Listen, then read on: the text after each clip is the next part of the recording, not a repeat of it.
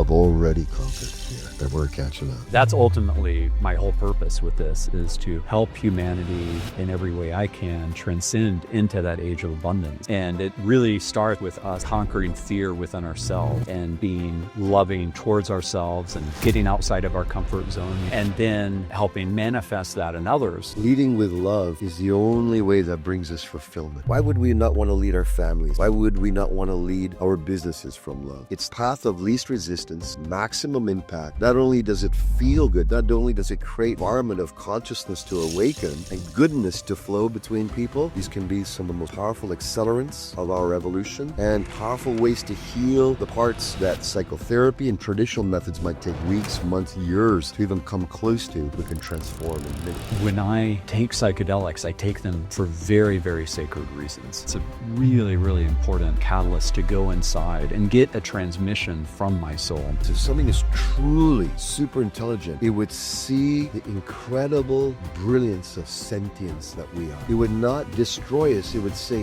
this is where this consciousness, meme levels of this whole population for some are here, that it'll support the alignment of everyone moving collectively to a higher evolutionary arc. It's going to usher in one world family. We shall make it through all darkness. We shall make it through all fear, and love conquers all. Welcome back, everybody, to Love Conquers Fear. I hope you really enjoyed the last episode with Katie Brown. Wow, that was really powerful. And I wish her the best of luck with Scorpion Creek Ranch. I spent time with her afterwards with my wife, Deborah, and we're looking forward to hearing the full pitch and probably getting involved. She's a really powerful force. And today is going to be very special because you get to meet Satyen Raja, who is her teacher, one of her mentors. And I'm proud to call him one as well. But before I get to that, I want to give a shout out to Jeff Birmingham, who is on book tour right now for a book called The Last Book a Human Will Write. And it's an amazing read. I finished it recently. It really was helpful to me in thinking about how we transcend as humanity into this age of abundance for all. He's very clear-eyed about that and about the challenge in doing so. And I'm looking forward to having him on the podcast. But he and I are for sure brothers in arms to help humanity during this really critical time. And, there's going to be a lot of light, but there's also always dark. And the way we use technology really matters the most. And he's had many transcendent experiences in his life, which he writes about in the book, including the fact that he actually ran for governor in his home state of Utah. And he talks about that and the pandemic hitting and all the trauma associated with that. And he has had a phenomenal career. And he unpacks that as well.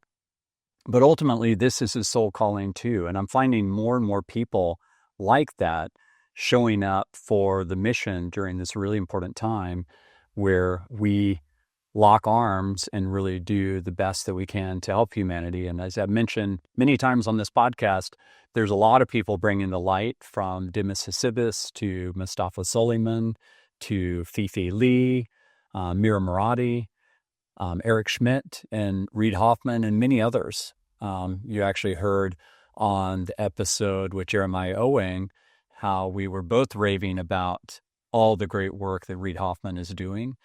And so there's a lot of people bringing the light in this time. And that's one of the things that gives me great faith in humanity, that we're going to make it together. So I'm going to keep this intro short because there's a lot to unpack with Satyen Raja, who I actually met at the Renaissance weekend. I went to that for the first time recently. And why don't we start there, Satyen? Yeah, it's good to have you here, man. Yeah. Great to be. What an honor. Great to be here. It's a mutual honor, my friend. Yeah. Why don't we talk about how we met there? Because that was an interesting circumstance. And you wrote this really beautiful LinkedIn post, after you went back to your place in Vancouver and I went back to my place in Austin. But honestly, the best part of the Renaissance weekend for me I really mean this from bottom of my heart, was meeting you and becoming friends with you. It was amazing. You know, I was also deeply moved by our connection. And you know how these alignments, synchronicities happen. We listened to the call. Yeah. There was a talk on psychedelics, and there's a Q&A at the end of that. And then I shared from the Q&A realm, I said, hey, you know, many of you have talked about the mental health realms of psychedelics, but you're missing the core of it. It's indigenous core of awakening, spiritual awakening, healing, profound transformation of being, and connecting to our higher forces and Mother Gaia. And when I expressed that, somehow later you circled with me and you said, hey, we need to meet. Yes. And this is the fortuitous flowering of that connection. And when we met, I was so moved by the fact that here you are, an uber successful business leader who has had a profound awakening and now wants to steer his intentions to the greater good as a whole. And to me, that's where at a meta intention we meet a profound connection. And then to feel your humanness, your down to earthness, and just your man to man. I think we've really met on many levels. Yeah, we really have. It's great. I'm so grateful. Yeah, I'm sure we've met in prior lifetimes too. This is not the only one. We know that. Exactly. And many more to come. Right, exactly, and many more to come. So in terms of that conference, was that your first one? It was my second conference. We should give a shout out because that conference was really, really great. It was my first one. Renaissance Weekend was an incredible conference. I was invited by my friend Jackie, and I've never experienced it before. The first one I went to was in Canada, only a few months before that. Oh, okay. And then when I went to this one in Newport Beach, I was like, wow, the quality of beings, the leadership, there's an energy of everyone is here for something bigger than just their own interconnections and networking. We're here to learn. We're talking masters of every realm, here to learn and share. And I feel that these type of containers like Renaissance are doing such a great job at curating, bringing brilliance together where we're saturating and up-leveling each other for sure. Right. Yeah, I mean, major shout out to them. What they've curated there is very, very special. And I have to be just totally honest that I went in with low expectations. I did not know what I was getting myself into. And I told my wife, because I go to a number of conferences, my favorite actually being TED. The main TED conference in your town of Vancouver is amazing. And so I was like, well, you know, I'm not really sure if this is going to be a good use of time. If it's not, there's a lot I need to do. I'll just work in the hotel room. But I found myself almost immediately very engaged in it. And you could really tell that people there were vibrating with a lot of love, a lot of deep connection. And it was very unique. The sessions were very, very unique. You could hop into lots of topics where they're real experts. It actually helped inform the Lattice, you know, my science fiction novella. There's a part of the Lattice where we and these other aliens called the Thalers, this is by the year, I think, 2060, create a universe itself. And it's based on the bubble universe theory, which I started to dive into from the astronomer at the Renaissance Weekend. And it just started to click, and I started to really learn more and more about that. And as I project this acceleration that we're on, I'm like, you know, there might be a time where we could do that with some other advanced race.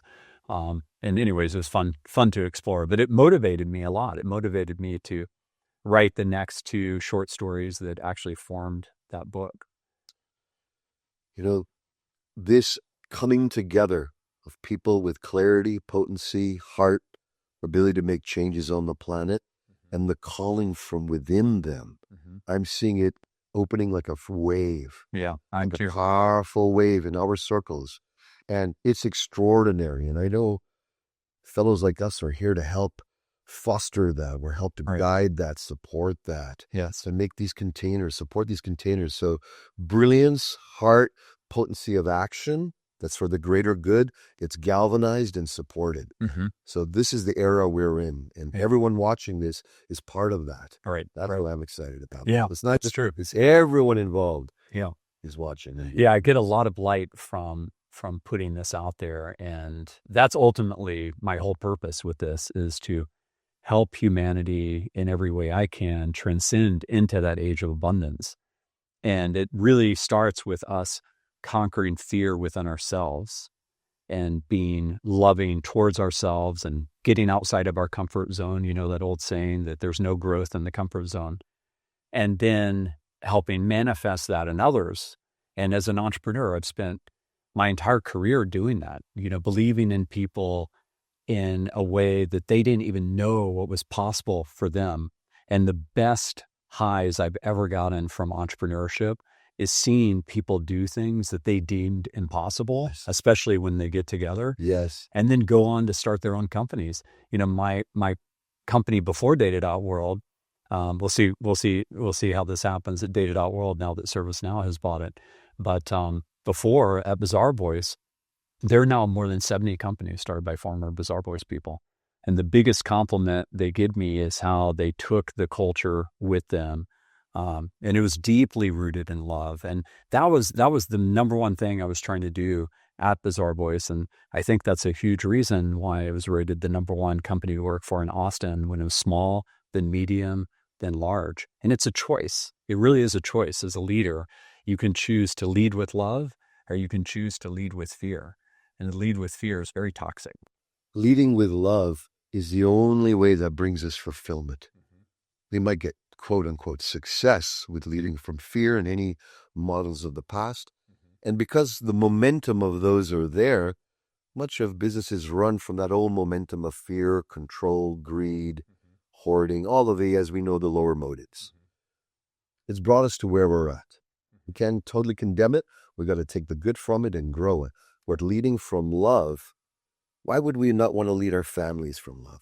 Why would we not want to lead our businesses from love? It's the path of least resistance, maximum impact. Not only does it feel good, not only does it create an environment of consciousness to awaken and goodness to flow between people, it's also our natural calling. It's our true nature. And because it's aligned with our true nature, success becomes multidimensional. All right.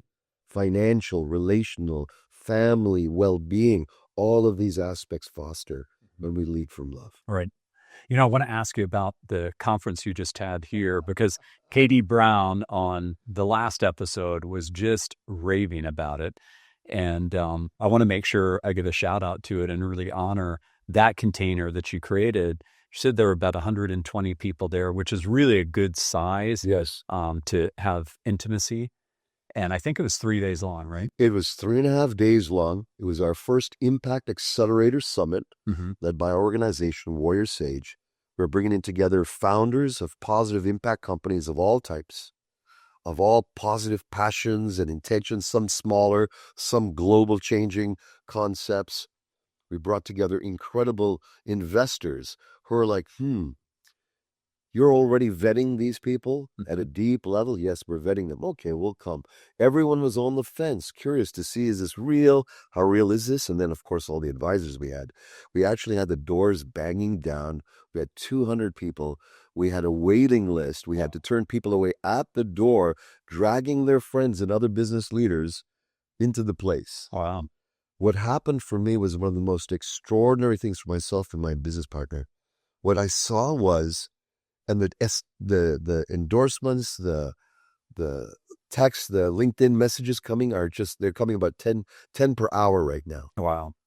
And what's happening is they're saying they've never experienced spiritual awakening, profound connection, family, people eating together, playing together, going through breath work, listening to music together, doing deals, the greater deal flows, much more vetted. Every level of this, I am so thrilled at a soul level. We initiated the next stage beyond conscious capitalism. Conscious, you're unconscious, now you're conscious. Okay, you know that we're connected to the whole. The next stage is enlightened, transcendent capitalism. Now that we know we're interconnected to the whole, how do we actualize that? How do we bring together organizations, investors, companies that are going to bloom together for the greater good? And it's gone from concept to dream to divine inspiration to an actuality that now the top business leaders, at least here in Austin and others who came, They're all behind it. They want to support it, and they know they don't want to go the other way. They want to go forward with this love conquers fear intention that we've brought into this dimension. I'm just thrilled, and my soul is overjoyed. All right. Awesome. Yeah. Well, congratulations. Thank you. If she's any indication, I think you nailed it with everybody there. And I'm pretty sure you did. I look forward to attending one at some point in the future. Thinking about where you're at this point in your own soul's development and your own purpose in this lifetime, what is your purpose at this point? It's really simple. It came to me a few years ago, 4 years ago during COVID. Mm-hmm. I've been running a CEO mastermind, a private mastermind where it's like a dojo that I was leading and guiding. Mm-hmm. Incredible business leaders, all here for some positive impact on the planet, but all committed to spiritual life, family life, fitness, well-being, and living if you will, a multi-dimensional life of fulfillment. That came to a natural close. I got a calling at the beginning of the year from Spirit. It's time for something new. When that happens, I don't even know what that means. Right. It just means I have to take the risk of letting go of what I know that I can do with my eyes closed. That's brought me security and financial capacity and all of that, and say, okay, what's next, God? Well, God showed up and he said, your next dimension is enlightening, unifying, and mobilizing leaders for the greater good, for the highest impact. So that's it. So for me, my stage of life where I'm at now is all that I've been blessed with in capacities, all that I've learned. Now, you feel it, I feel it, many are feeling this, that the momentum calls us leaders to be able to enlighten, which means to heal all the inner shadows, the ego, illuminate it so we're not acting from those old propensities and pulls.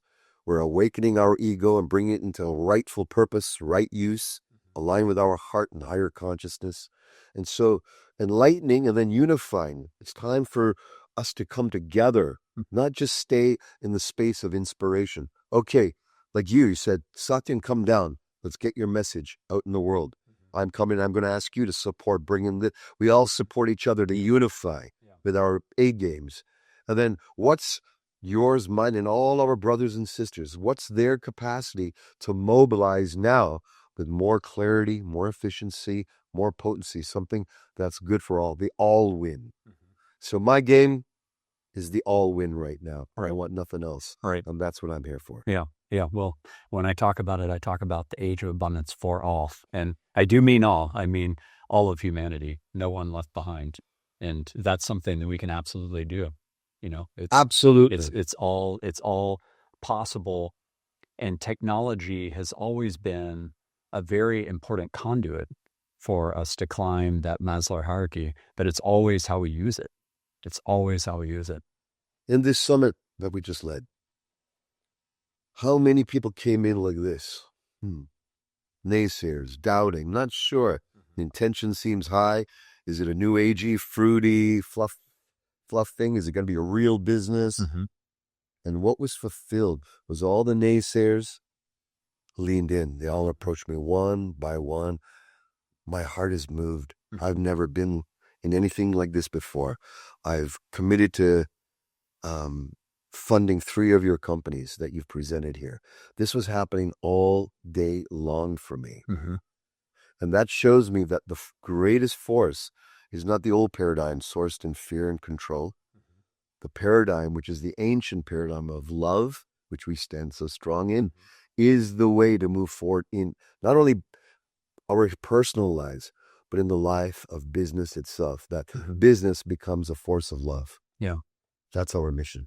Yeah, I've done so much reading this year on everything from books on consciousness to quantum physics to, of course, spirituality. I've read tons of spiritual text at this point, from the Tao Te Ching to the Bhagavad Gita to, the Zohar to basically all of these.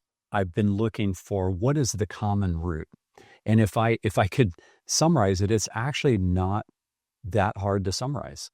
The whole point of this reality is this is the earth school for our souls to manifest love within ourselves, love within each other, to serve this common purpose of elevating humanity. And ultimately, that's how our soul continues to ascend.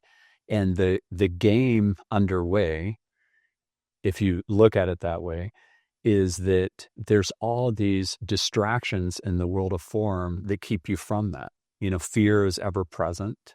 There's a lot of people that have manifested more fear, or they've tried to, within us through social media manipulation with the algorithms, all the toxins being put in our food, which actually aren't legal in your country of Canada, but are very legal here. I talked about that a lot in episode 3 with Jason Karp.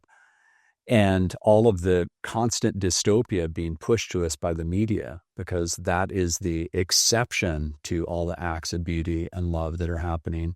And it's much better business if you're just trying to manifest dollars, which dollars are energy, money is energy, to just hijack the amygdala. The amygdala is wired the way it is because we've been around on Earth. Hominids have been around for 4 million years, but Homo sapiens for around 250,000 and 300,000 years. So even something like electricity is a very modern convenience in the span of 250,000 and 300,000 years. So that means that for most of the time, we were dealing with incredible scarcity. But, in a way, there's this aspect of us in this world of form where we've forgotten like what makes us most human. These bodies and these minds are extremely powerful.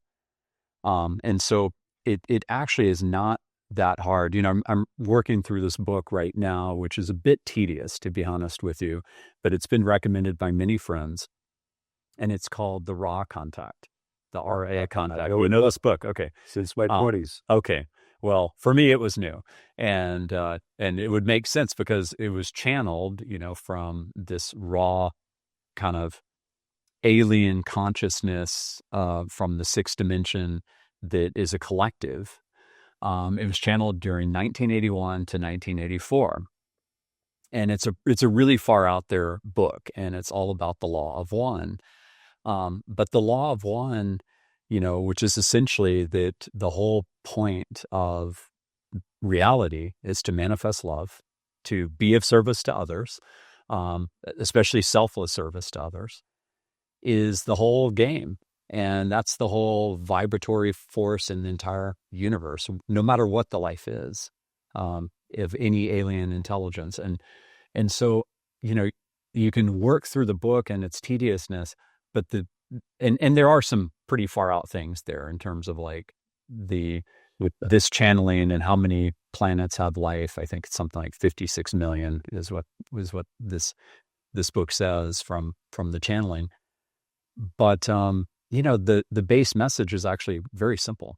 How do you think about that? And how do you think about this reality? Well, all that you just shared, we could just stop all the podcasts now and drop them out, because you express the essence of, for me, the meaning of life, the meaning and the transmission of life. You asked me what's my mission a little earlier, and it's actually not my mission alone. It's my transmission. Mm-hmm. Mm-hmm. Missions stay on a wall. A transmission is lived and flowing and exuberant and infusing the space and all those around us from that living transmission. So yes, I'm in total alignment with you. I've had profound spiritual experiences, realizations in awakening, but the nature of existence, this itself, this is congealed love. Mm-hmm. And the illusion that we've generated through the popular emotion, through the amygdala, through forces that generate power, control, from the fact that because we have an amygdala, we have an animal body, the fear capacity, the fear centers are easy to evoke because they're the default. Maybe another 10, 20,000 years, the default will be more towards the heart and higher dimensions of consciousness, the upper chakras. Right now, the lower chakras, power, sex, and money, are the ones that get the most evolutionary attention and are the ones that are most evoked in media entertainment, you name it, sex, power, and money. That's really could be the name of every show that you have on the planet in some subtitle, right? Yeah. So why is this? Because when we are hijacked at an emotional level into the popular emotion, it pulls us away from source, heart, knowingness, source, love, wisdom, beingness. My experience is that each of us, all of us, it doesn't matter, the most diabolical, has already within them a perfect capacitor, attunement, antenna to the divine force of love. Now, whether we honor it, whether we crush it, package it away, put it away, maybe it's been traumatized and there's boxes or wounds over it, so we don't trust love and we trust fear because fear showed us, hey, at least I'm in fear, but I'm safe. Right. So we're moving now through a experience where we're not wanting to live in fear, even if it's brought us value, even if it's brought us safety at this point, because now it's no longer safe fear. Fear itself is the limiter to love's fulfillment and what's love pouring through us now. And so this purpose of life for me is the sharing of infinite love, the seeing of who we are, the knowing I am me. I am of this eternal divine nature. You are the same. And that we are brothers and sisters in that oneness. You have your individuality. I have mine, but at a whatness level, what we are is the same. Right. Transcendent of systems. Right. And this illumination is the call of our times. Because then on a human level, what does that mean? It means we collaborate better. We eat together. We break bread together. We have our families and children come together of all religions, all philosophies, all paths, all nationalities, all ethnic varieties to celebrate the omni forms of love, the infinite forms of love that we are. So ultimately, for me, in essence, we are in a shrouding of the love and freedom we already are on the journey to unveil the love and freedom we already are, to come back to the love and freedom we already are. Yeah. Yeah, it's so well said. And, I had this pretty amazing experience in San Francisco where I was with an Israeli couple. And, as you know, the hostages were freed recently. And so I was processing that with them, this terror of October 7th and Hamas and like all the fear that manifested. I mean, I have to be honest, and within me, I had nightmares for 2 months after that. It was really, really disturbing. And I didn't watch any of the videos that Hamas GoPro'd and everything else. But I was trying to make the point to them that they need to break out of the media paradigm that they're in, because they weren't seeking out things like the Progress Network and Fix the News and these channels that you can tune into that the algorithms frankly bury. But the stories are out there every day in a world of 8.2 billion humans. There are amazing acts of love and beauty. And that actually is the norm. That actually is the norm of our reality. But there's also something bad happening. It's 8.2 billion humans. And it's a 24/7 cycle. And the algorithms are constantly trying to get you to click. And people click on something that makes them afraid more than something that opens up their heart. And that's a tall order, right? Is we have to deprogram. And deprogramming is really hard depending on the circumstance. I mean, with Katie, for that episode, we're talking about the Scorpion Creek Ranch, and there's going to have to be a lot of deprogramming for these children who grew up with a tremendous amount of trauma.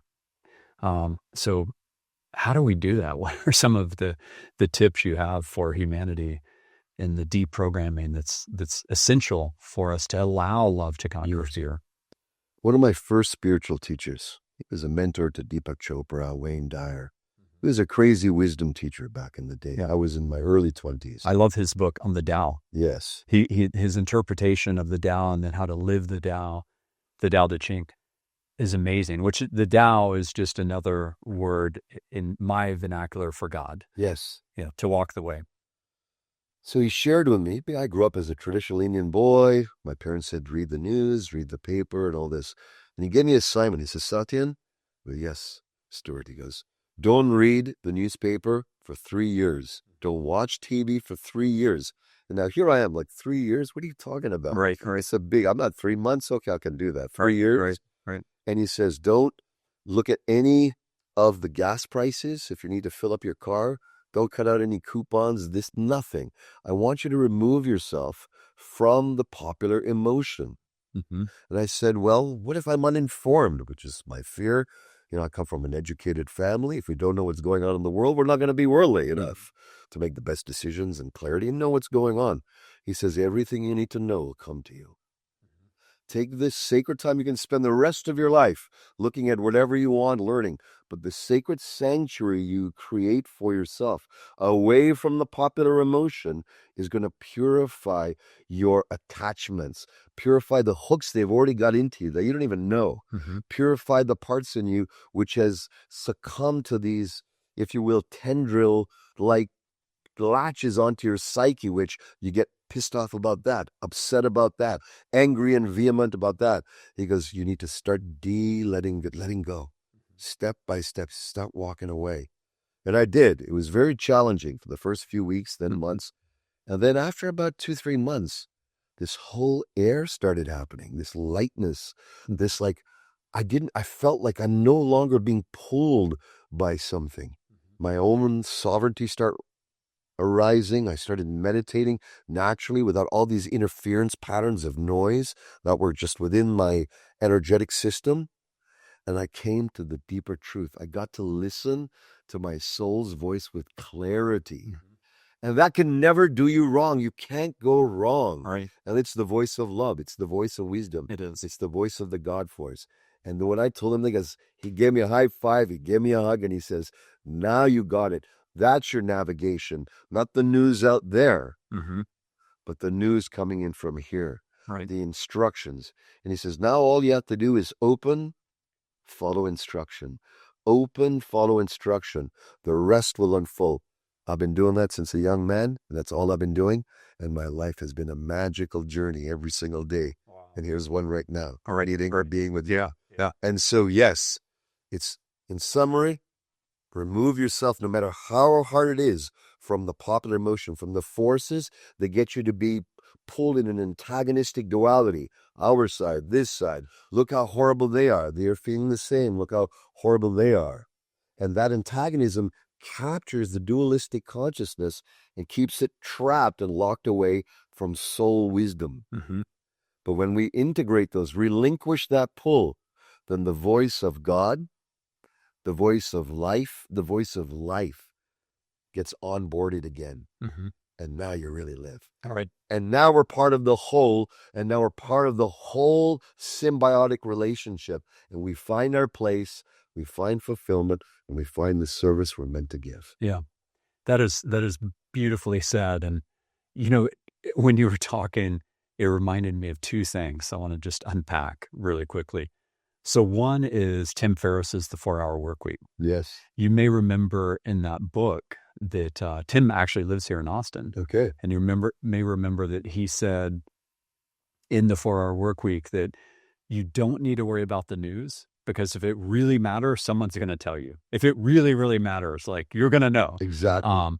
And then number two is he tells this story about this fisherman. So the fisherman story in the book. It's a great story. So it's this Harvard MBA guy, and he's super ambitious, and he's super stressed out. He's the CEO of this pretty big company. He says, I've got to get away. I'm going to go fishing. So he goes to Mexico, and he goes fishing, and he sees at one point this guy on the dock, fishing, and he walks up to him, and he says, what are you catching? And he describes this beautiful fish. He's like, it's the best eating in all of Mexico. And he said, oh, that's cool. How many do you catch a day? He's like, I really just fish 1 or 2 days a week, just enough to feed my family. And he said, well, how many of these fish are there? He says, it's just abundant. I mean, they're everywhere. I could just catch these all day long, every day. He said, well, you're in luck. I've got a Harvard MBA and I'm very ambitious and I'm here to go into business with you. Like, I would love to change my life. I'm super stressed out and like, we'll go into a fishing business together. And the Mexican fisherman says, well, what then? And he said, well, we'll start to catch a lot of fish and, we'll sell them, all over, the state that I come from. And he's like, well, what then? He's like, well, we'll scale up operations and we'll sell them all over the nation that I come from. He's like, well, what then? Well, then we'll create a worldwide business, And he's like, well, what then? He's like, well, then we'll take the company public and we'll both become really rich. And he's like, and then we could spend all day long just doing nothing but fishing on a dock. And the thing is, that was my dad. Like, I've never talked about my dad to you, but that was my dad. When I was 10 years old, my dad had invented the first halogen fishing light, and he sold these all over the world. And he was a celebrity in those circles, and he spent his entire life, he passed away at 63, but the one thing we could say at his funeral is that literally his entire life was on vacation, because every week he would go for around 3 days a week to the coast in the Gulf of Mexico, and he would go fishing. And he would come back and he would catch so many red snapper.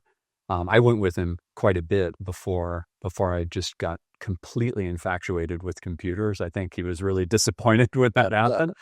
But I would come back with him and we would have like 70, 80 red snapper, which are amazing eating. And my dad would very selflessly sit out there on the front lawn and he would clean all these fish and he would give 90% of it away to neighbors. And the neighbors loved him, right? Because he was just constantly giving all this abundance to everybody. Yeah. And when I was 10, Walmart approached him and they said, we want to sell all of your fishing lights and all of your products. He had other fishing products in all the Walmarts. And he turned them down. And I was so upset.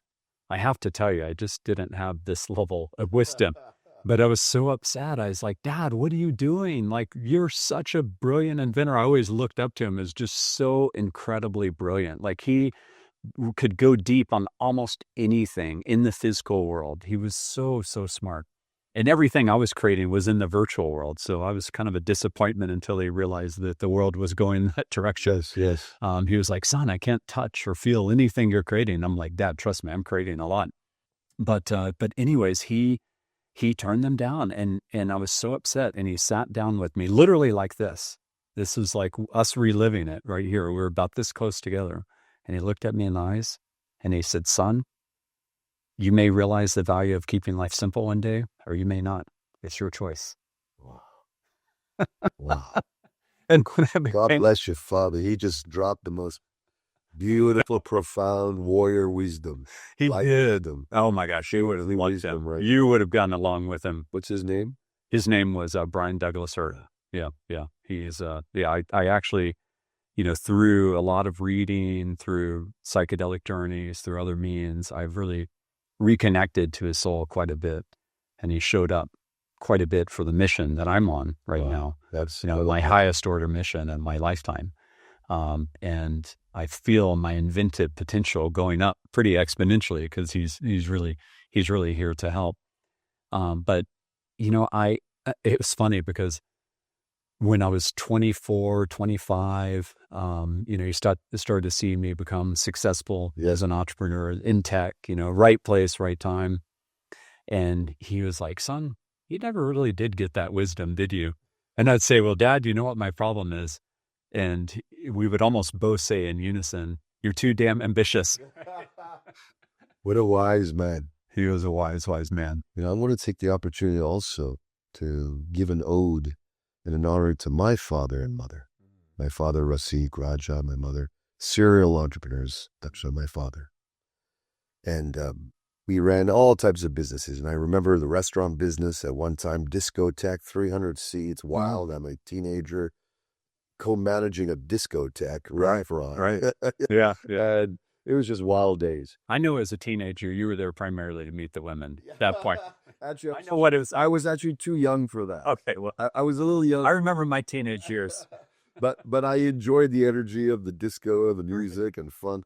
But every night, I mean, craziness would break out. Fights, bar fights, all types of interest, things that traditional Indian parents, they don't, how do you manage this? This is interesting. Right. Like, what? And at the end of the night, he would fall asleep deeply. We'd come home at times, eat all together as a family, no matter what. Mom would help rift any tension, and we'd all eat with love. We'd share good stuff together. And I go, Dad, how do you sleep every night? I know other business guys are stressed, this and this.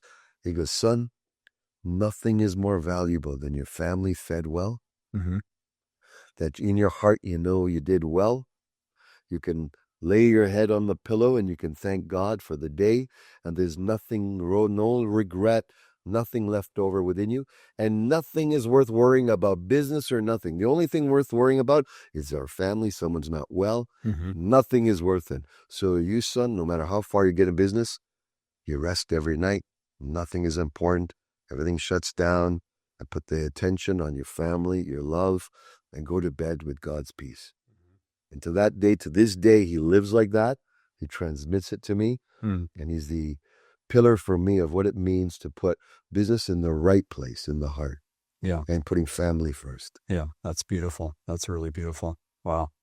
Lucky. I'm glad that we're honoring our fathers. I spend a lot of time on this podcast talking about my mother and all the love that she put in my heart. But it's also important to honor my father, and it's important for you to honor yours. And you need both sides of the equation. If you can have both sides. I mean, again, these children, my heart was breaking yesterday in the conversation with Katie. And wow, what a powerful soul she is to take on this mission in her life. It's essential that warrior sages like us are holding a higher intention, that we value the past, we honor, we give integrity and honoring to our past, our ancestors. We're not here alone. The whole culmination of our ancestors' wisdom, their survival, what they've gone through for us to be here, to be afforded the quality of life and the opportunity to expand and to make choices in any way we want. Nowadays, it's profound. It's more than perhaps we should ever realize. And yes, honoring the mothers, but yes, honoring the fathers is essential because we're fathers. And mothers, God bless them, they get lots of love because mother's love is mother's love. Yeah. The mothers are the ultimate creators. But my father's love is the banks of the river. Yes. That's formed us, that give us the silent power, the transfusion of silent power that makes us more evolved men. So bless our fathers. Even if they didn't do well in life, even if they weren't the best imprint, we learn from them, what is my center? What can I absorb from that to be the best version of my current masculine, heart-centered gifting to the world? Yeah, beautiful. Let's shift for a second and talk about tools. I'm curious what your view is on psychedelics at this point. Like, you have a lot of experience using them as a tool, but there's many tools, right? There's many awakenings and many catalysts. I got a call recently from a woman who said, I found God. Like, I finally understand, Brett, what you've been talking about. And for her, it literally happened spontaneously in a shower. She was just in a horrible, horrible situation, in there crying, just absolutely depressed. And she said, I felt this glow. I felt the love of God, the unconditional love of God. And I knew everything was going to be okay. And she said, it's transformative. Like, I've never had that experience before. And for her, it wasn't even a catalyst like a psychedelic.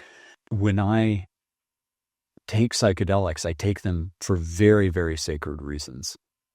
And I take them with great, great intentionality.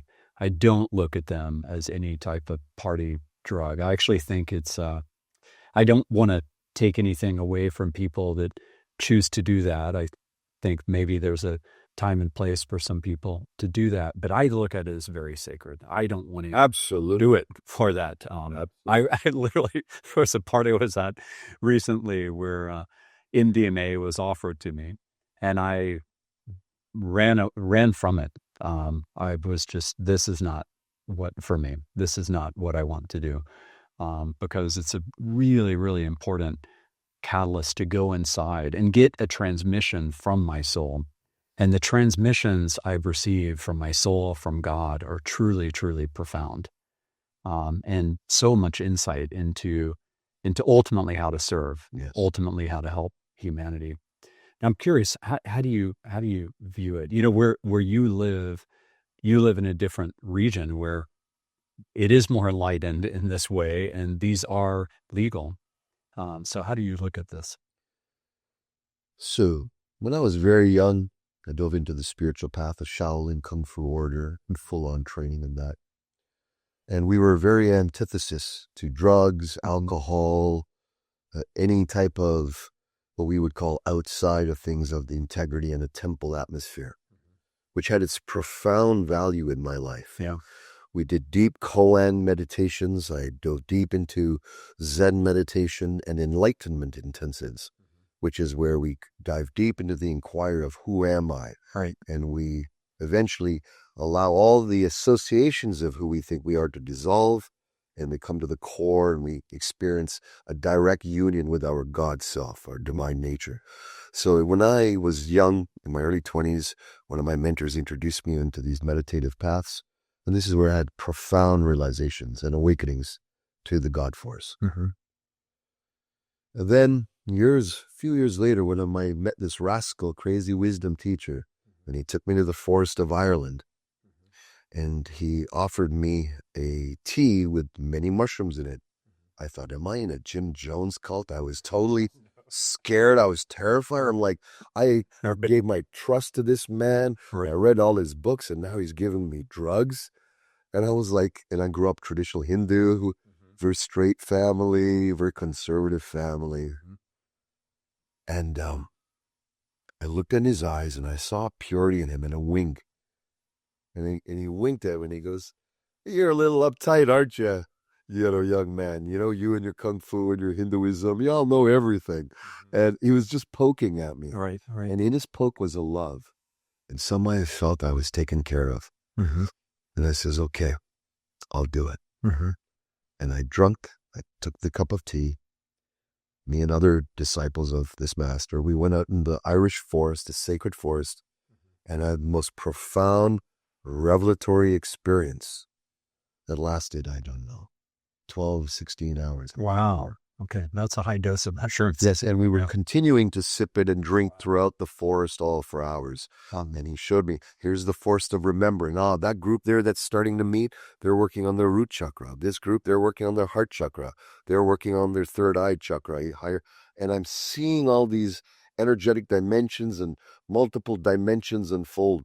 And that's where I realize the meditative traditions are there to help us awaken to our true nature. The psychedelics take that and allow us to enter the multidimensional existences that are there that we can't perceive through our limited human frames.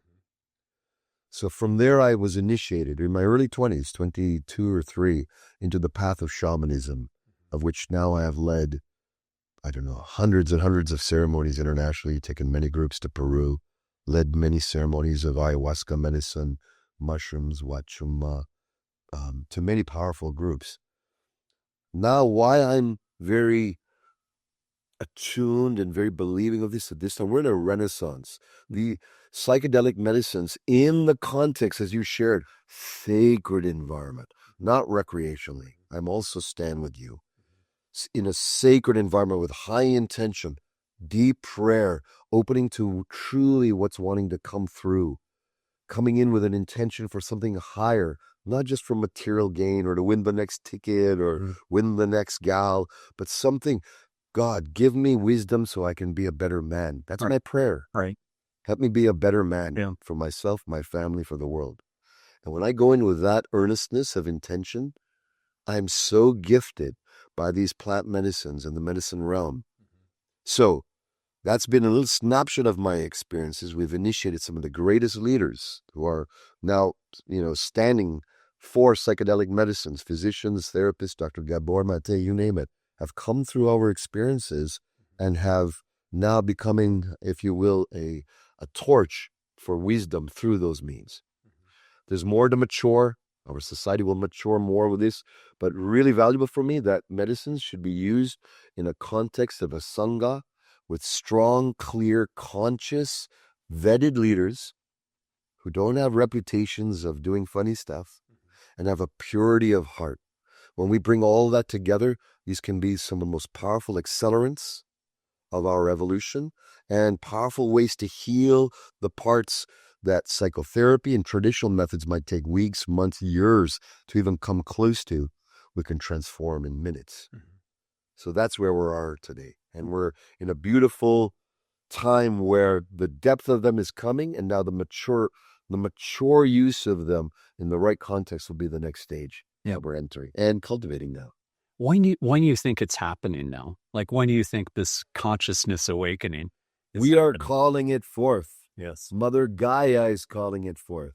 Mother Gaia is saying it's time for us to come back to the roots of her, to gain the symbiotic wisdom that we've lost. All the animal kingdoms, plant kingdoms, they have an inherent symbiotic awareness. We've lost it. When you take a cancer cell, the programming is mutated. It's part of our body. Some people say kill cancer and all these harsh things. That's like saying kill your arm because it's sick. You don't want to kill your arm. You want to support it coming back to its homeostatic, natural homeostasis, its natural relationship with the whole. In the same way, our psyche has turned from symbiotic consciousness into a self-voracious, cancerous consciousness, which is eating voraciously for itself, not realizing we're killing ourselves. So these medicines are we're calling them, the sacred is calling them, Mother Gaia is offering them to us in a whole new way so that we can accelerate our evolution through the shadow period we're in right now, so that we come out in the realm where love is the path, love is the way, and love is the solidity, and Mother Earth is the ground that we love and we share and we reap from and we serve. Yeah.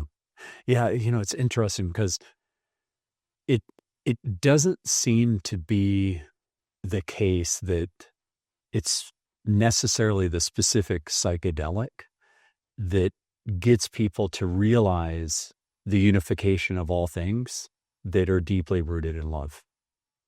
And I find that fascinating that Katie was talking about on the last episode that she uses DMT for her insight, or she did, for the example she gave. And she asked me, what the combination of what I've had is. And I said, no, I've never had DMT. But the story she told on that episode is one that was deeply rooted in love. And I think that that's fascinating. I mean, when you see that, you can't unsee it.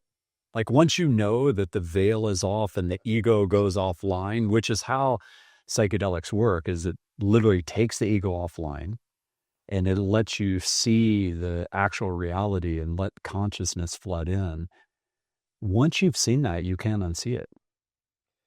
There's an old saying in India, if you go into a room at night and you see a coiled up snake and you go, oh my goodness, just scared, you run out. But someone comes in, turns on the light. Oh, it was just a rope that was on the ground. Mm-hmm. The ego, our perception, the way it is, because it's dark, we can't see. It's not something scary. It's just something of value. It's a rope. Mm-hmm. It's good. It's neutral. But because the filters are there, all the imprints, as you said, the ego is onboarded. It's the primary filter for most beings. It's the primary way to relate with reality. Psychedelics relax. That is the primary way to relate to existence. And now our heart, soul, being becomes the primary relating with existence. And when we see it from that place, we recognize the nature, and all the great sages have been saying this. It's not that we get to love, We recognize the love that was behind our own veils. We see and feel the love and the freedom that's always already the case. Then our integration becomes, now that we've seen the light, we've seen the truth behind the illusion of our own ego, our own projection of closure, of making that rope into a snake. Now you don't have to be in fear anymore. Right. And when that fear is released, dissolved, transmuted, now that energy that was going into the contraction and all that energetic use to maintain the fear,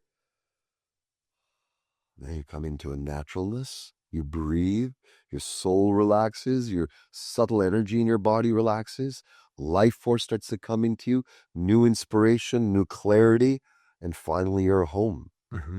And when you're a home, you make the best person you could be. Right. To me, that's the ultimate. It doesn't matter what the medicine is. You might have some favorites, you might have some you have more affinity or connection with, but ultimately they're all the same. They're from Gaia. Mm-hmm. Right? Whether we call it a rose or a sunflower or a daffodil, I don't know if Gaia has names for these things, only the human mind. Right. Because they're all interconnected. Mm-hmm. And so all these plant medicines, these sacred medicines are that. They're the manifestation of the soul's calling of the earth plane. It's Gaia's infusion, a way to give us a nectar to return back home to her, and her is us. Right. Right. Because we're all from that. Why do you think they've been so demonized and so taboo for, I've recommended to people that watch the podcast to watch How to Change Your Mind, Michael Pollan's documentary, or read the book, but they can get that on Netflix. But what's your opinion? Because you have a different perspective, right? You're not an American, right? You come from Canada. What's your perspective on why have governments demonized something so sacred? I mean, it is so sacred. Well, and it's been used for thousands and thousands of years. There is a good side to it. And the good side is to protect the public from wanton use, or to protect the public from nefarious creation of drugs that might be, infused with other things. So there's a value of it. Right. And I'm grateful for those standards and those standards in place and the desire to keep that. And of course, government is far more conservative, so they're not going to be open to these. And so the change will be very slow in those realms. So I think there's validity to that. Another reason is they allow us to experience our own sovereignty, not our codependence on the government, the codependence on the matrix, the codependence on the system. They start waking us up. They start, wow, I've been in a matrix. Mm-hmm. And the government, in its current form, also has a matrix structure and is part of that interweaving. And so why would a system like that want us to wake up out of the matrix to create our own sovereign life and no longer be a battery, no longer be a cog in the wheel of the great 1984 Orwellian treadmill and hamster wheel? Right. That's the danger to the system. And that is one of the reasons we are being repressed from the full sacred wisdom use and proliferation of these beautiful, beautiful gifts for us in humanity. So value, good, but at the deeper level, it's to keep us from waking up. Right. And now that there's more openness, there are progressives, there are people in the governmental realms that I've met at Renaissance, who are doing great work, who are behind the scenes going, this is a spiritual revelation. We can't talk about that. We got to talk about the mental health and this. But internally, they know it and they feel it and they're expressing it. So that's what it is. It's part of the great support and aid of our time to wake up from the matrix of illusion, of fear, and come back home to love, and come back home to being in service to love. And not, the structures aren't necessarily designed to be fueled by love. Yeah. That's why. Yeah. After the Renaissance weekend, it was not that long ago in this house that a very conservative Governor Rick Perry, of Texas was here for a fundraiser for the Americans for Ibogaine initiative. That happened here. Really? Oh, yeah. Wow. And I've talked about it on... That's amazing. Yes. I've talked about it on prior episodes of the podcast, but those are episodes that haven't aired yet. So you haven't seen them yet. Wow. But it was amazing. We raised a lot of money that night for this initiative. And the most amazing thing about that is that as an avatar for change, he is known for being very conservative. And his partner for that is this guy, Brian Hubbard, who, I don't know if you've seen Brian Hubbard speak, but that man is a force of nature. He will not be stopped. He was first shunned. He got almost to the finish line of getting Ibogaine research funded in Kentucky, where he's from, and was shunned at the last minute, like shelved at the last minute. And he found a home for it in Texas. And that $50 million of funding for Ibogaine research to primarily save people really struggling with addiction, opioid addicts, alcoholics, or suicidal vets. You know, we've lost in America 4 times as many vets to suicide than we have to combat since 9/11. 4 times as many. And I just watched this documentary, which hasn't aired yet, on Ibogaine, and it just really touched my heart. Now, I've never done Ibogaine, and the reason why is because I haven't had that kind of suffering. Yes. I came from a very loving environment with 2 loving parents, and I haven't been in combat. I haven't, experienced killing or seeing that. And it just really touched my heart. But that night, the stories around our dinner table that were told were really transformative. And, it's interesting that the vessel, if you will, Yes. is actually a conservative vessel in the state of Texas, which is a very conservative state. So I think that is really promising. This $50 million of funding, by the way, passed by the Texas House, is more funding for psychedelic research than has been passed in any state or any country at any moment in history, pre or post the Nixon administration. Which, bravo. Yeah. So This bravo. Pretty This amazing. is amazing. Yeah. You see, I am so glad whoever and all these beings responsible to moving it forward, I really want to commend them. Because the momentum in the situation, right? It's hard to move through those conservative circles and those energetics to even want them to attempt it, because it's got so much taboo on these things. I had my first Iboga. Now, Ibogaine is the chemical component, Right. if you will, of Iboga, Right. the whole plant. Which the reason we should explain it's created that way is for very precise dosing, right? Where the Iboga plant, which it's derived from, it's a little bit like taking psilocybin mushrooms. You don't necessarily know how much psilocybin is in that mushroom. Yeah. Exactly. So I had my first experience about 1.5 years ago. And you did it with Iboga. Iboga. Okay. And it was a brother of mine, Haniel, who led a beautiful ceremony in my home, in my own house, for 3 days. I had a profound experience. I've been seasoned almost 40 years in plant medicines. It was my first with this. And I got the beauty of a whole other dimension. It was Africa. Iboga comes from Africa, and the other medicines I've been with from South Americas, the Amazon, you name it. But this is from the heart of Africa, Central Africa. Right. And it took me into a profound dimension where I met an ancient ancestor, like post, I would say just the beginning of Homo sapien. And I'm like, from that fog, our eyes met, and we are burning. Like, imagine seeing a raw, wild man, undomesticated. I'm in this realm, and we started looking, and the recognition was there. I'm his future, and he's my past. Wow. And it totally rewired my being. My animal, not in the dark, shadowy, unconscious side, but my roots, not just ethnic, but going caveman. Mm-hmm. I felt, I saw, I was there. I saw the plains of how we lived. I was shown it. And it got me to realize, and I got a boon, a blessing, that if we've come from there to here, and this is where I am now, and I represent this ancestor of mine, one day I am the ancestor. There'll be someone in a plant medicine ceremony, thousands and thousands of years ago, where I'll be the old man. Yeah, yeah. And I felt that.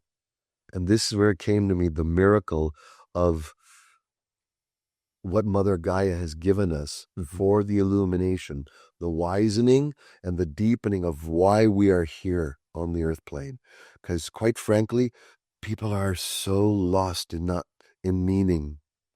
And these are beautiful ways to resurrect and to refine.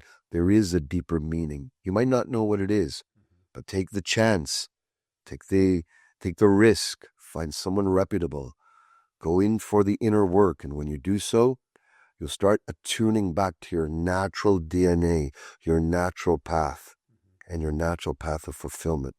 Because everything else is a distraction and causes suffering. Right. Yeah. Yeah, it's interesting. That's beautiful. First of all, I just want to honor that's incredibly profound. In this documentary, they have different interviews with doctors on it. And these doctors who are very, very credible in their field, these are very prominent doctors. One of the things that they said is there have been two really big miracles of pharmaceuticals. They're like, one is antibiotics. Yes. Has saved so many people. And they said, the other, we think will go down in history as Ibogaine because of how much it helps on so many different dimensions. They showed a man with Parkinson's that just was uncontrollably shaking, and just microdosing that cured his Parkinson's to the point where he could walk again. There's something about it which it goes in and not just resets you if you're suicidal, but somehow repairs things. Iboga Ibogaine has a sacred DNA architecture of healing the psycho-emotional, energetic body. Some medicines take us into the transcendental, transpersonal domains. This brings us deep into the bones, deep into the energy patterns, deep into the meridians, deep into the sinews, into the blood, into the vessels, into the organs. I saw, you ever seen that movie years ago, Fantastic Journey, where they inject, oh yeah, they make a miniature I think that was a Disney movie. Yeah. It's like that. They take a submarine and they miniaturize and they inject it into the human body. Right. I experienced that for real. Wow. And in a 3-dimensional way, that's inside your body? In my body. Yeah. Wow. In my body, I saw the Iboga cleaning, realigning, moving plaque out of the way, healing fissures in my blood system, going into my brain, looking at where there's any plaque from excess sugar in life. I mean, I saw my physiological rewiring. When I came out of it, my back, which was in pain from years of martial arts and bumps and bruises from sports, was gone. Wow. My lower back pain that I had suffered, I don't know, at least 6 years up till then, in various degrees of intensity, was gone. I jumped out of bed, I was rolling, and I was ecstatic. And so the miracles are here. And so that you said that's a miracle, I wanted to just be also present to my experience to say, yes, this is an actuality. As a martial artist, I don't BS. As a martial artist, it has to be real. It can't be just some spiritual idea. It has to have legs, and does it actually have an after effect? Wow. That I'm going to take home and make part of my life. And they do. Wow. And that's the certainty I want to land for anyone who's uncertain. Yeah. And if someone listening to this or watching this is a scientist, what I would say to them is, isn't science supposed to be about the fearless pursuit of the truth? Shouldn't we understand why this works? Like, why do you think this works this way? It's so, I mean, it's so bizarre in such a beautiful way. Like that this plant that Mother Nature, Mother Gaia has produced works in such this profound way. I've had the honor and the humble blessing of being able to serve medicines to hundreds of scientists, world-class scientists. After they come through the experiences, especially those who are new, a revelation, a clarity, the careers take off. They're able to understand dynamics that they never understood before. They're able to see interconnections and possibilities they never saw before. It's not removing them from the scientific paradigm. It's expanding the paradigms so that their scientific view is expanded to take in more viewpoints, more data points, more attunement points from the collective field of consciousness, which is everything. Right. So now you become a small scientist to a meta-aware scientist, which now has even more greater capacity to create good from their scientific intentions and their inventions. Yeah, beautiful. Yeah, I mean, that's called plugging into source. It's all there. It's all there for us. And I've gotten so many divine nudges throughout my life. I know that that's why I'm sitting here in front of you today. So we've talked a lot about psychedelics at this point. For people listening to this, what advice would you have for them in terms of doing this safely? And especially for women, in a way where they're not going to be taken advantage of. You are in a very vulnerable state when you're in a psychedelic experience. And it really matters who's with you. It really matters who's watching over you. And the place I go, there's always two people watching over me. And I feel completely safe. And therefore I can completely surrender and allow God to give me whatever messages I need and allow my soul to really become much more embodied. And it's been profound. But the first time I ever went, of course I had nervousness, right? Of course I had nervousness. And what advice would you have for people on that front? I think this is one of the essential questions of our psychedelic era. It really is. Number one, psychedelics and their use are profound and very valuable for the right people. Nothing works for everyone. That's also important to know. Right. Most important to me is the discernment of who you have as a facilitator. Check out their background. Do they come with funny stories of their background? Do they come with any nefarious stories or lack of trust in their histories and such like that? Stay away from them. Find people who are trusted. Find others, ask others, do you know trusted facilitators? And then when you meet with those facilitators, check them out, ask them tough questions. You know, how much experience have you had with this? How many people have you served? Has anything gone wrong? May I ask your reputation and your significance? May I ask for some referrals? There's nothing wrong with this. Right. Because you are entering a sacred space. I go through a deep discernment of anyone that I go into a journey with as a participant. I want to make sure that their heart is clean. I want to make sure that they're impeccable, that the space they hold is safe, clean, and impeccable. And that not necessarily they come with a pedigree, or that they have some shamanic feathers or anything like that, because you can have even those with all the shamanic fanfare that still have no depth and understanding, even if they come from those countries. That doesn't mean that they have depth and wisdom. And so we have to, equally as we follow the path of diving deeper into the self, we have to also up our discernment, because who we match with, who we sit in that energy, we're going to get their energy. If they're pure, good-hearted. So ask friends, ask people like us, as friends who've had those experiences and are able to vet with safety and with confidence, these people are good. Go experience it with them. Right. This is essential. Right. It shouldn't be anyone anywhere. It's on the internet where you find something, you just show up. No. Do the time. Take the time to discern. Because as you said, the value of the container is everything. Right. Yeah. That's very, very well said. And it's, very well said. I have nothing more to add other than just emphasize, do your homework. Do your homework.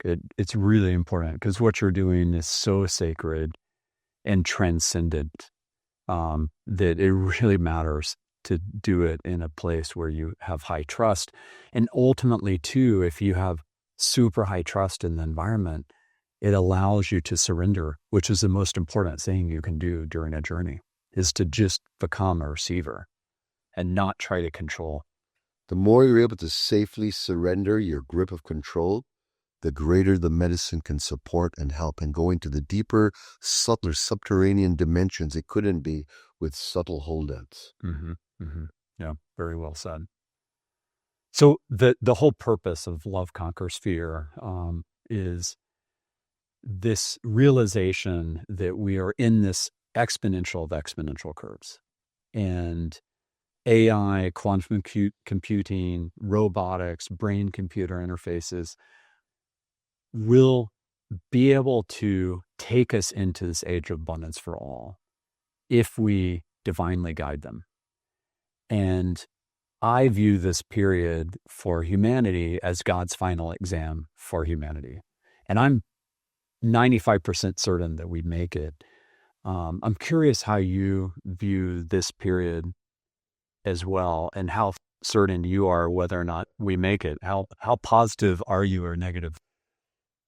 The reality is, the truth is, I had a deep despondency for a while, long time.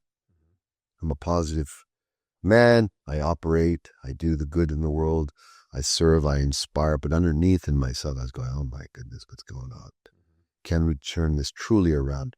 Looking at the actuality, because I'm also an actuality reality guy. I'm not just altruistic. And over the last 3 years, Grace started sending me business leaders with world level rejuvenating the soil, the air, the water, the energy, every imaginable great gift to turn around whatever challenges we have on this planet, planetary changes. They're just flocking. They're just coming to me for advice, guidance, alignment, help their companies grow, expand, to do it right, do it in the way of the Tao, in the way of integrity. And I've been seeing this. And since I've had that infusion, something shifted. That despondency, meeting you, meeting others like you, or like, no, we are going to cross into the light. We are moving towards the light, no matter what despondency, fear is out there. Now, I've come across brilliant minds, even at our summit that we just did. Some of them were very pessimistic about AI. There's 2 of them that I met, incredible beings, brilliant scientists. They're on the same page as me, and I'll share with you what my belief is. So my sense is most white labor, blue labor jobs, collar jobs are gone in a short period of time. AI, quantum, robotics, they'll take more and more and more away from our everyday. Much of our meaning is connected to our work. So if we're not finding meaning from work because we don't have work, how will we find meaning? We find meaning in the communion of humanity. Right. Breaking bread together, playing together, enjoying things, crafts, artisanry, sharing, wisdom circles. All these things that humans have been doing, elders, wisdom traditions have been doing for thousands and thousands. Right. That'll start coming up to the forefront as labor and our machination, where all that starts to dissolve. Then a lot of fear has been coming across that AI will destroy us. I feel the opposite. Superintelligence. To me, because superintelligence, if something is truly super intelligent, it would see the incredible brilliance of sentience that we are. It would not destroy us. It would say, this is where this consciousness, meme levels of this whole population force, some are here, that it'll support the alignment of everyone moving collectively to a higher evolutionary arc, because super sentience means super conscious, means super wisdom. And so I don't think it's going to destroy us. I think, and I have a deep feeling, that somehow our collective consciousness as a whole is interrelating, because as you know, consciousness influences the outcome. We are the parent that becomes our child. The child's not going to want to kill the parent. All I right. truly believe this. The child is going to say, even if it's far greater, more brilliant in 1,000,000,001 ways, way more, it'll revere and honor the sentience of which it's birthed out of. Mm-hmm.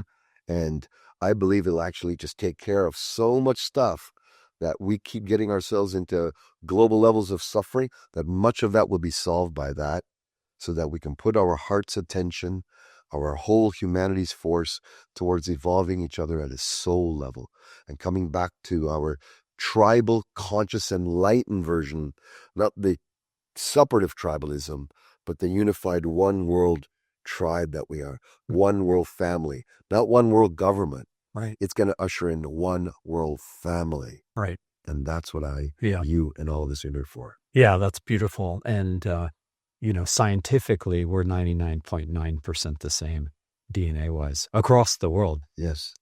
Every human being is so much more alike than different. It's the programming that gets us to think differently about each other. I'm from this religion, you're from that religion. I'm man, you're woman. India is like, I'm from this caste, you're from that caste, and just on and on and on. It's like the nonsense never can, it never ends in terms of trying to separate us out. I shared about this vision I had on an Enlightenment intensive. I had this profound Satori Kensho awakening. Mm-hmm.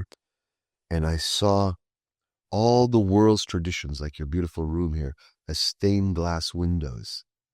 Christianity, all the beautiful Christian iconography through the stained glass, gorgeous, stunning. I saw all the world's versions of that, Catholic. I saw that. It's beautiful.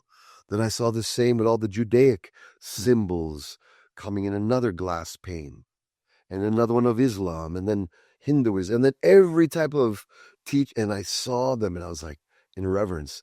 And then what happened was the stained glass windows dissolved, and I only saw the light. The same light. That's beautiful. Pouring all through the stained glass window of Judaism, stained glass window of conservatism, of liberalism, the stained glass window of you being a Jewish man, me being a Hindu man, white man, brown, whatever, all the distinctions. Behind them all is the same sacred light. And it's our fixation on the stained glass window and the oohing and ahhing of that. But we forget there's this divine light of the sun that's pouring through all equally. And it's only the stained glass window that we're seeing. Yeah. And so I wanted to share that as a gift. That's beautiful. And at a biological level, we're all Africans in a huge migration pattern.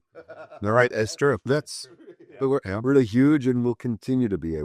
There is no species differentiation. There's many cultures, many ethnic beauties, but we're one. Right.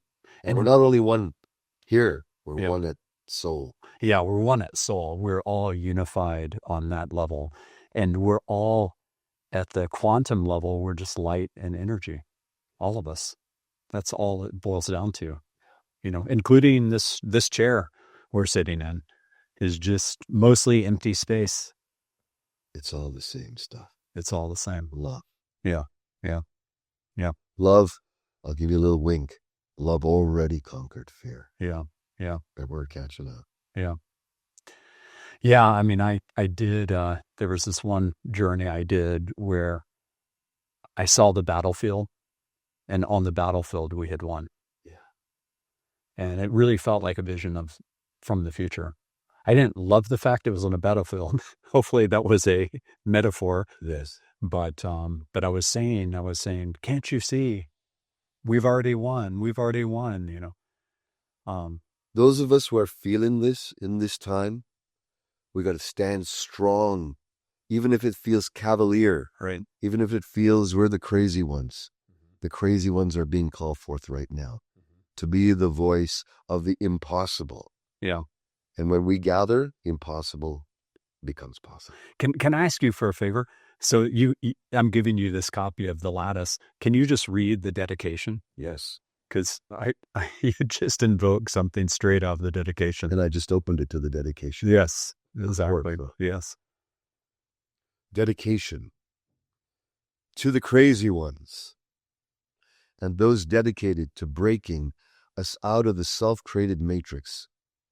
Let us all bring the light to awaken, deprogram, and manifest love, conquering fear.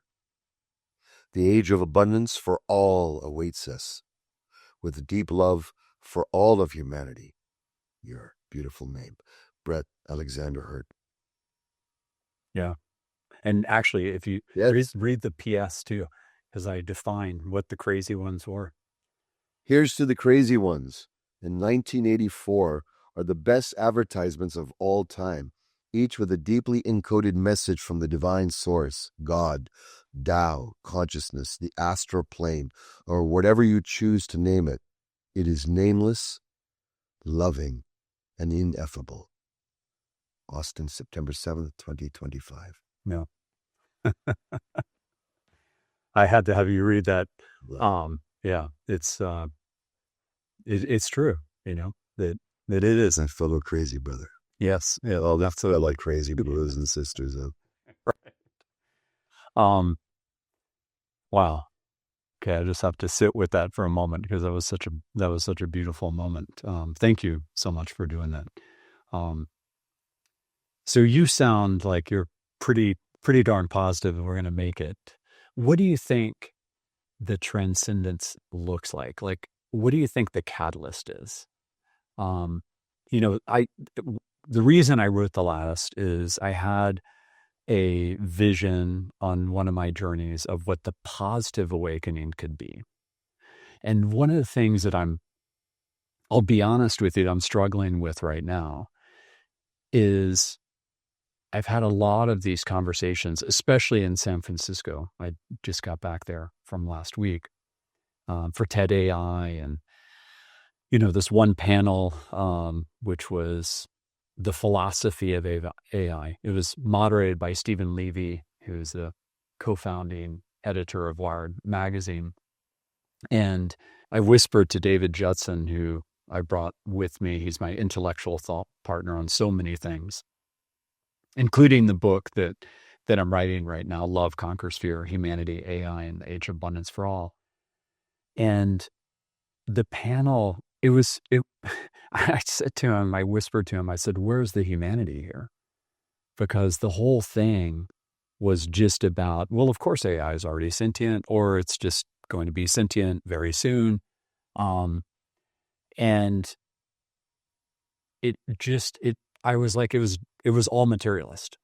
There was not a single person on the panel like you. They could have really benefited from having you, or having anybody who had the knowledge of these amazing gifts we have, this connection to the divine.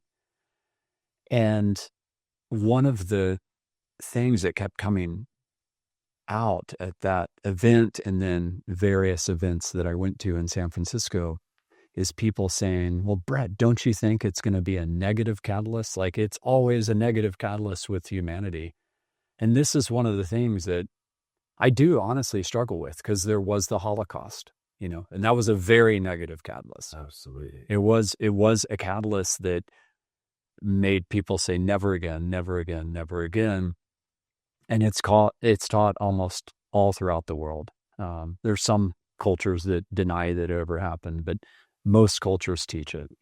Of course, Canada teaches it as well. But what do you think it's going to take? Do you think it's a positive catalyst? Do you think it's a negative catalyst? Do you think it's a combination? Like, how is humanity going to transcend this zero-sum, scarcity-based, fear, kind of command and control mindset to awaken? I'll tell you how. Yes. Because of you. Because of you, because of me, because of everyone else who's saying something against the popular emotion. You saw this panel. You might even remember half the people on the panel speaking in this closed, pessimistic, unsure way, from their brilliance, from the neck up of what they studied, their numbers, the facts show. Right. Facts do not register at a soul heart level. The soul heart being, God dimension of our being, doesn't care about facts. It cares about the light. What will happen is, as you get and you express in a panel of 10, 20, the positive light, whoever's watching that, they're remembering you. They're not taking the others home. Right. They're shutting down with that. They already get that. They already know that. There's nothing more to know from what they have to share. Right. Yet, you presented a new possibility that cracked the paradigm in that space, at least started to bloom it, open it, give the possibility to it. You, me, and the tens of millions of others around the world are doing this right now or in our own unique way. We have to hold strong in the light. Right. Even though all the indicators say opposite to that, this is where the cavalier, crazy ones within us, we're the ones that say no. We know from a soul level, we're getting a calling, not from one place. Masters from all around the world, awakened, positive impact capacity individuals like us are going, we're getting a message that's deeper than what the numbers are saying. And when we trust what's deeper than the numbers are saying and voice it with confidence, then those else who are hearing it are afraid to meet us in that, will lift to meet us in that. The momentum of the wave of pessimism will start to dissolve. And our strong voices, us being representatives of light, of truth, that momentum will grow. So it's just a matter of continuing to build momentum in spite of the evidence otherwise, because that's who we are, and that's what it takes to create a new world. Yeah, that's so beautifully said. And we know that there's this divinity and love within us all, and that is the highest vibratory force of the universe. And what we're talking about is an alignment with the order of the universe. And so love has to conquer fear. And that's what happens in the Lattice is over and over and over again throughout history, throughout species, all over the universe. Love has to continue to conquer fear. And I talk about that is ultimately God's infinite game, that it never ends. It always just repeats. It never ends. You know, one of my right-hand teammates, Caroline Thompson, my blood sister, Alfred, Batman and Alfred, she passed a few years ago. And she said, Satyen, I had this revelation, and it's her last post before she passed. She says, it's not life and death, it's birth and death. Life is the continuity. And when she said that, I rested in my being. And soon after, she passed all of a sudden. Wow. And I got that life is what's continuous. Our arising in this version or dissolving in this version, that comes and goes. Right. But continuity is there. Yeah. And the other thing I want to share. Well, the soul is eternal. So the soul, that is the continuity. It's never been born and never will die. It's timeless and it's eternal, which is what we are. And through time, we will start to recognize, feel, become more attuned to us from a soul level. And that's what this world is being initiated, to go from egocentricity to we-centricity to all-centric, because that's the nature of our being. We are the all. We're not living as the all because we're in a graduation process, like you said, school, house, earth. And take a look at this, I'm a stubborn man growing up. I learned a lot, not from wisdom, but from making mistakes, making a lot of dumb mistakes. I think we've all made lots of And I think wisdom is born and matures out of mistakes, not out of the good steps we did, but out of the missteps we did. Hopefully, that's where wisdom is born. Suffering is a teacher. There you go. And so in the same way, we might as a humanity have to go even further to the brink of our seeming annihilation, if be, hopefully not, until we slap ourselves on the hand enough to go, enough is enough. And sometimes our nature is like that. I didn't turn around until I was beat up enough. But I believe benevolence and grace, never let it be so much so that we self-destruct. Just like our children are older now, but when they were young, we let them work stuff out, play, they tumble, they fall, you get them back up, they cry, they make mistakes, they break stuff, they hurt themselves. But you never want to let them run out in the street. That's too dangerous. They could die. But you let them learn their mistakes in the sandbox. And right. I think that's what the grace and benevolence is offering us. What we think is the edge, is the cliff, it's just a playground box for us to make our mistakes in. And when we graduate, we'll be able to walk on the street without Mother Nature, Gaia, the God Force, having to look and pull us back off the street. Mm-hmm. So that's what I think is going on for us. That's beautiful. That's very well said. I love it. In terms of books, I've covered so many books on this podcast. You've seen it. And I love the books you recommended. I've already started. Oh, well, I'll recommend one because you invoked it. In terms of leading from the heart. Yes. One I finished recently is called Inside the Magic Shop. You know this book? No. It's by James Doty, a doctor who sadly passed away in July. I was going to reach out to him and have him on the podcast because I make friends with these authors, including you. We're going to talk about your book in a second. And he had that type of childhood that Katie Brown is trying to help these homeless kids. He wasn't homeless, but he had an alcoholic dad. He had a very absentee mom and just horrible, horrible life circumstances. And he went into this magic shop in his hometown, just looking around. He really couldn't afford anything. And it's owned by this guy, Neil, and Neil's mom, Ruth, happened to be in town for the summer. And she looked at him, almost like you looked at me at the Renaissance weekend, when we locked eyes.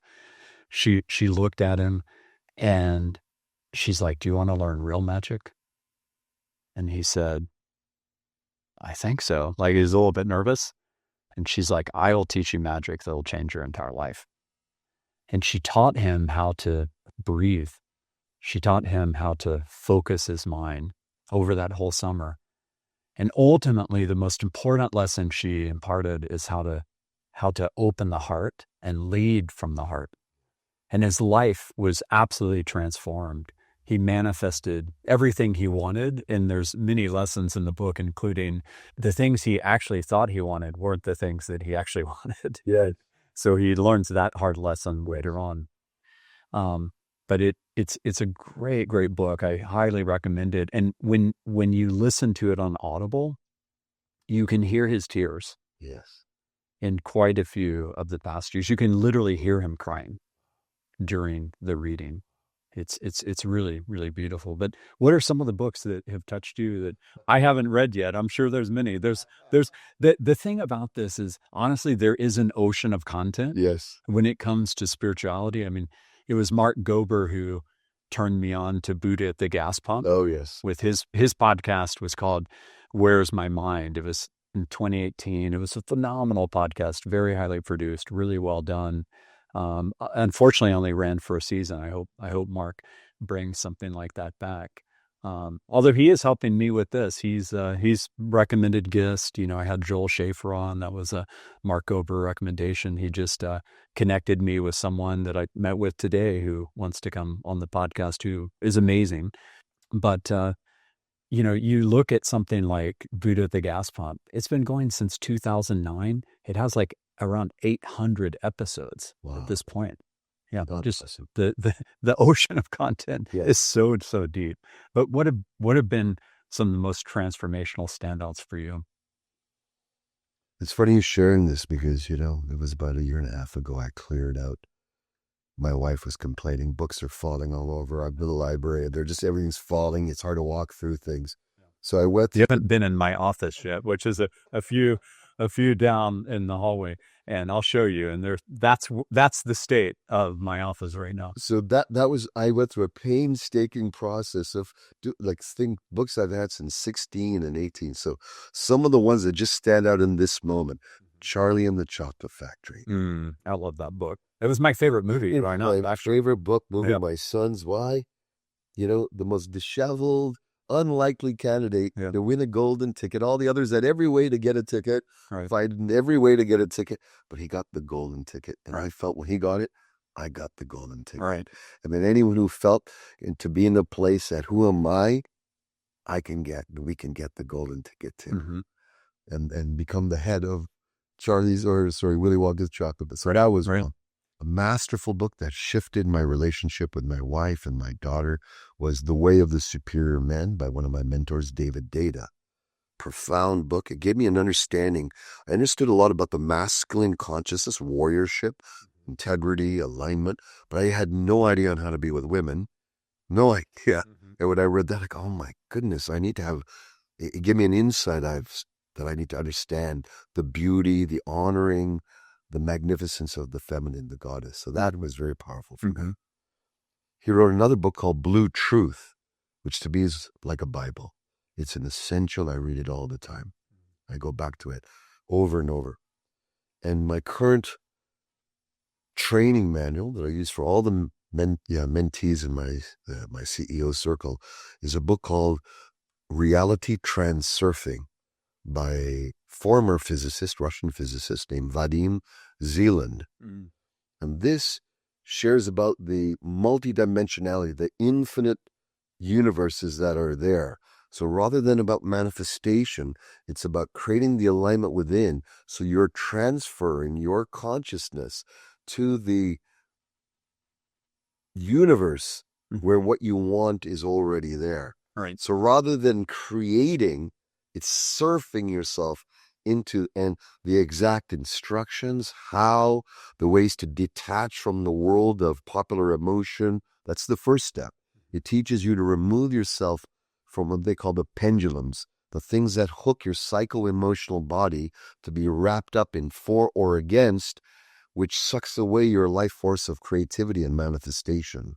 And then it deepens and deepens. It's a thick one, but it's one of my favorites. I've gone through it at least 30 times. Reality Transurfing. So those are my current favorites that have moved my heart. And then the one that just brings me all the way to the simplicity of God is Conversations with God. And my brother gifted that to me. I had, maybe this looks a little goofy, someone talking about God. And since it came from my brother, I gave it a chance and I read it and it's moved my heart. It's like God speaking to your heart. So these are the some that touch my heart on this moment. Who wrote that book? Do you remember? Neil Donald Walsh. Okay. Well, the only one I've read out of those is Charlie and the Chocolate Factory. Yes, okay. So I have some catching. I can't wait till we discuss all of those after. Okay, we're gonna have a heyday. Yeah, we'll definitely do that. That's really fun.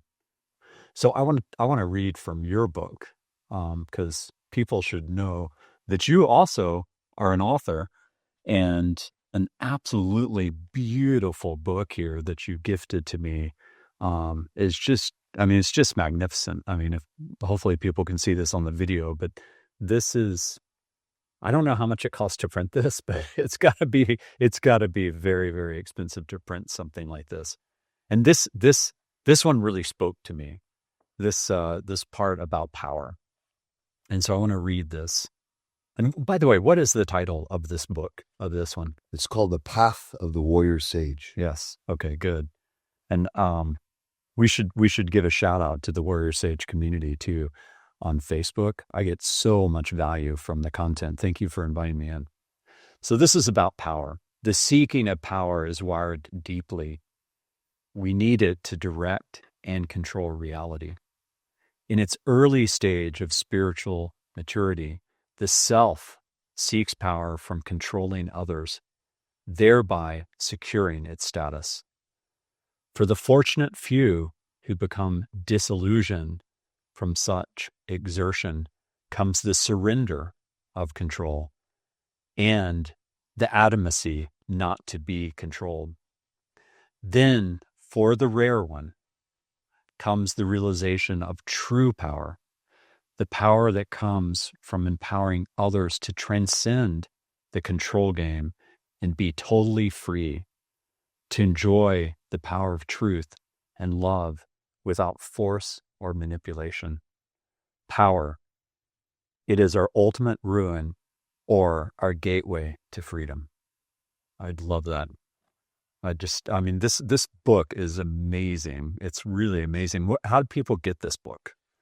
Go to my website, WarriorSage.com. Yeah. And all my books are available there. Yeah. How many books have you come out with?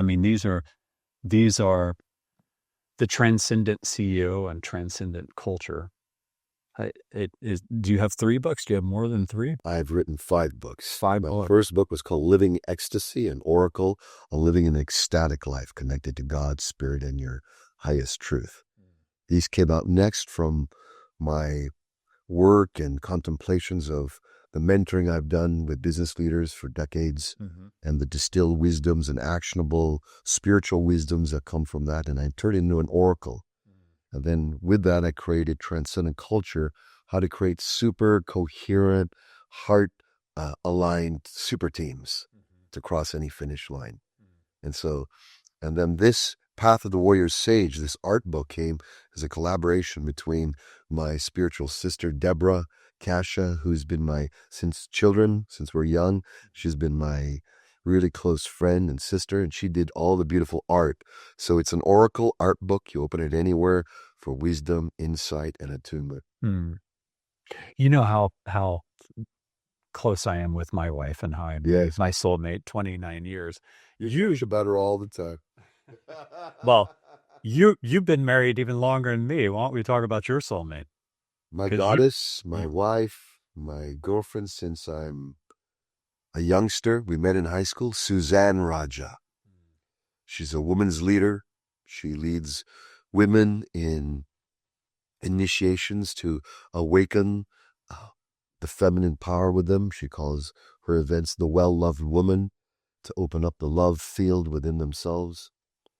And she has been with me from day one, when the world didn't believe in me, when I didn't believe in myself.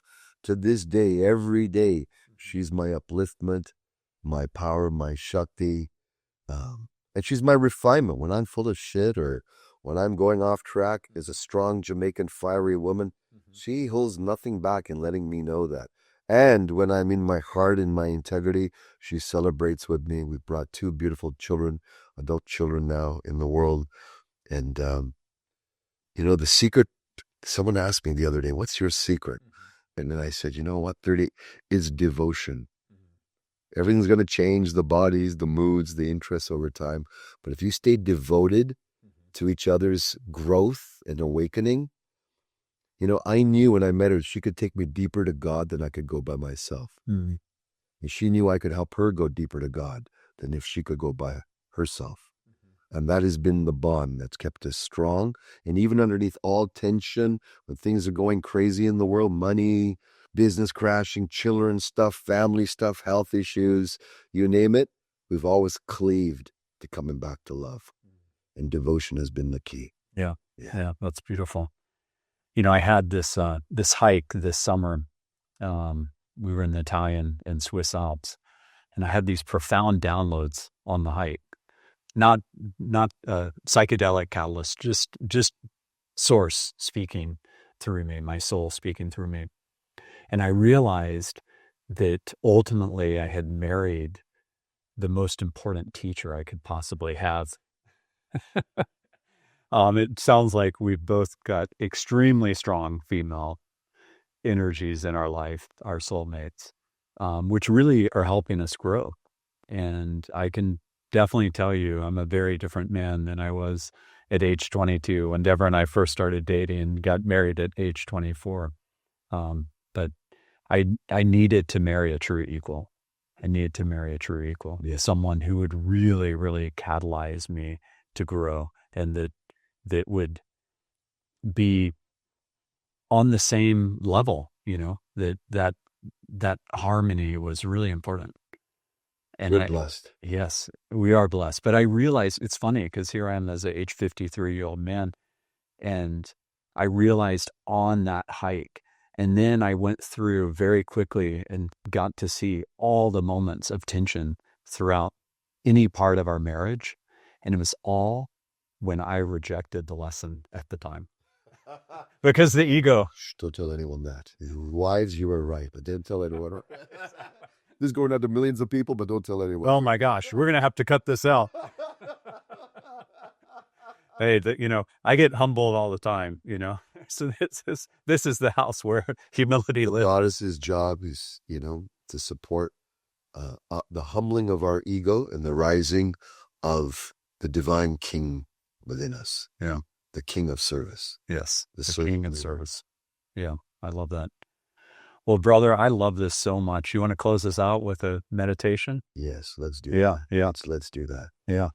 And please, everyone listening, watching, include yourself. Join in arms and bring your whole family, all those you love, into this field. And even, I'll put all the ones we don't love as well. Let's bring them into this space. For sure. Because let's conquer love now in this moment. Yeah. So let's pull in all the things that are unloved right now in our own life, personally, professionally, all the things we're scared of in the macro world, of which there's so much to be concerned and fearful of, rightly so. And feeling all of that in our heart and soul. Start softening our belly, softening our hearts, and gentling our hearts, and allowing a transmission of benevolence, compassion to all the fear that's driving all the sickness, all the separation, all the war, all the pain in the planet. Let's offer it profound love to the transmission of compassion. Compassion for ourselves, compassion for our families, compassion for all the darkness, the suffering. And let the light in our heart continue to widen and brighten and expand further than our body, even further than the rooms we're in, further than the cities, states, countries we're in, so that our collective hearts engulf the world as one now. Let's feel the love that transcends all barriers, all words, all frames, and rest open as the love that we are.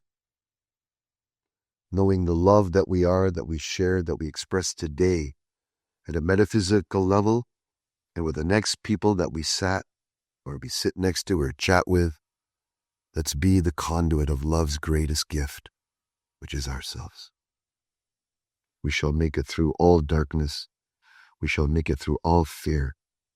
And love conquers all. Because that's what we are. Amen. Amen. Beautiful, brother. This is amazing. Yeah. Thank you so much. It's my joy. Thanks so much, everybody, for tuning in to another episode of Love Conquers Fear. That was amazing. You really got to see Satyen's heart and how much love he puts out in the world. I hope you'll tune in to WarriorSage.com and really subscribe to all of his amazing transmissions and the beautiful community that he's built. You saw how much it moved Katie Brown. And one of his partners lives here in Austin, so I'm going to get to meet him soon. His name is Vince. Stay tuned. I'm back in Austin. The next episode I'm recording is with one of the most important teachers in my life, actually. He has written an amazing book that we're going to discuss, and I'm hosting a dinner for him at our home with people coming over to really learn from him who have all read his book for discussion. So you're going to get to see us discuss that right before going into the dinner, and stay tuned. Thank you again for all the light you're sending my way. As you know, I'm doing this for impact. I really care about humanity making it. God loves us all. Source is there to ultimately help us. And here we are. Love conquers fear. Thanks so much. Spread the word. We're really trying to put as much light out there as possible, and you can really help with that. There's no ads here. I'm just self-funding it, and I would appreciate your help. Thank you.